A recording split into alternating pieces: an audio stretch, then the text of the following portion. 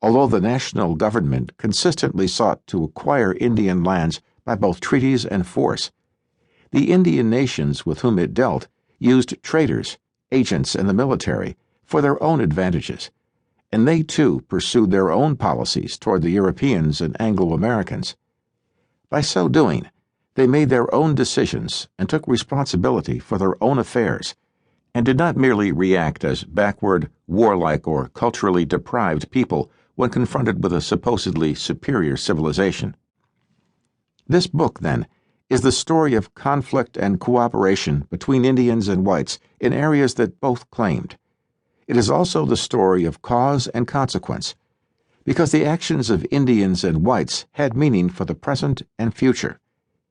Often it is more the story of the struggle for power by Indians and whites, rather than a history of cooperation. But it is always the story of cultural interaction over time and space. Yet it is not a simple story of whites versus Indians.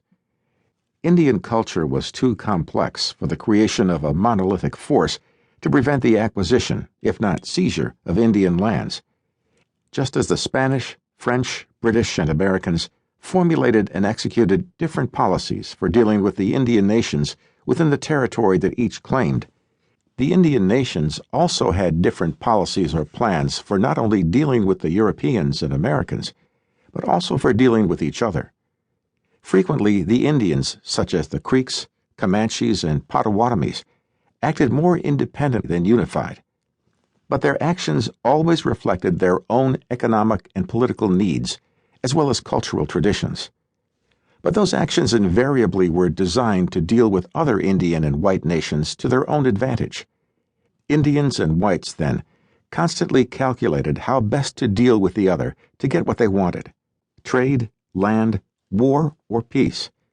As a result, in the case of the Spanish, tribal enmity made it difficult for the Spaniards to make peace with one nation without ruining peaceful relations with others.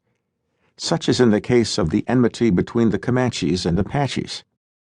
While this book, then, is the story of self-interest, violence, and dispossession, it is not the story of a linear progression of the frontier as a boundary line of westward movement. Rather, it is a cross-sectional look at many frontiers, that is, zones or regions of encounter and the cultural interactions between whites and Indians within them.